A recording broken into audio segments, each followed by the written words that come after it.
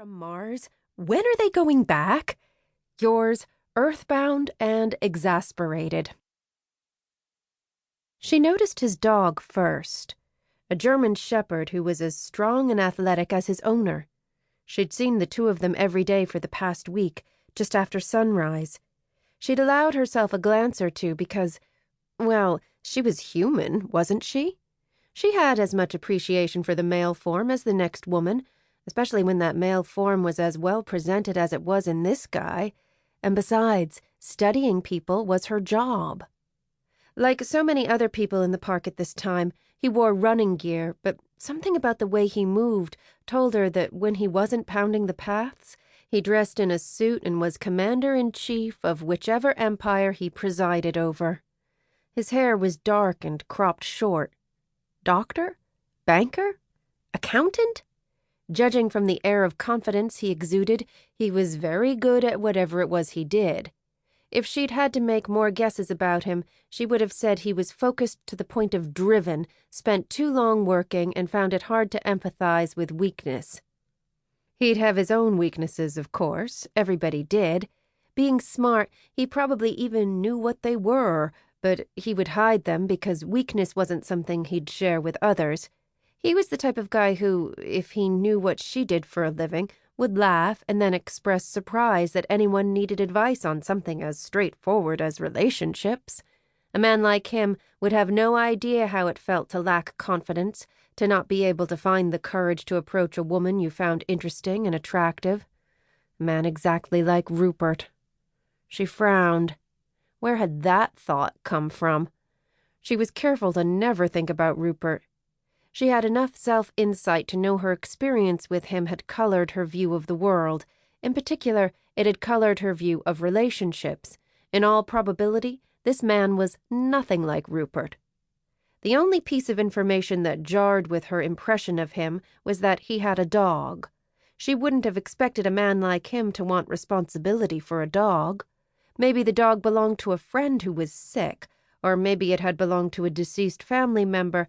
But if that was the case, then she would have expected a man like him to use a dog-walking service like the one she occasionally used for Valentine, the Bark Rangers. The dog was the one misshapen piece of the jigsaw that stopped her picture of him fitting together perfectly. Determined not to be caught staring, she ran on, her feet pounding the ground in the comfortable rhythm she now found instinctively. Running was a way of testing herself, of pushing herself outside her comfort levels. And pushing made her aware of the power and strength of her own body.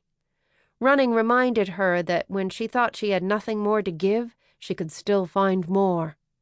Even though it was early and the park wasn't yet open to traffic, it was busy. Joggers mingled with cyclists riding hill repeats and dawn laps of Central Park. In a few hours, they'd give way to parents with strollers and tourists keen to explore the 843 acres of parkland that ran from 59th Street to 110th and east to west from 5th Avenue to Central Park West. She could never decide which season in New York was her favorite, but right now she would have voted for spring. The trees were thick with blossoms, and it flavored the air with a heavy sweetness.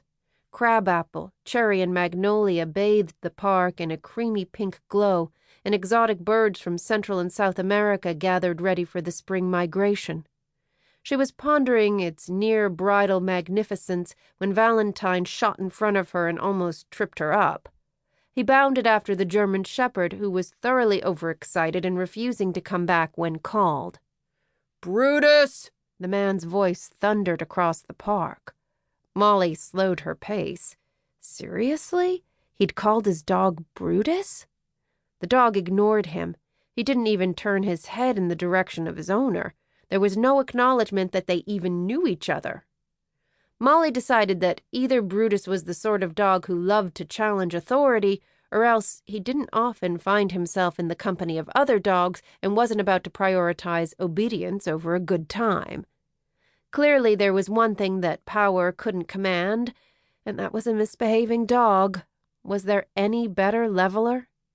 She whistled to Valentine, who was having fun with his new friend. His head came up, and their eyes met across the expanse of grass. After a split second of thought, he came bounding toward her, all long lines and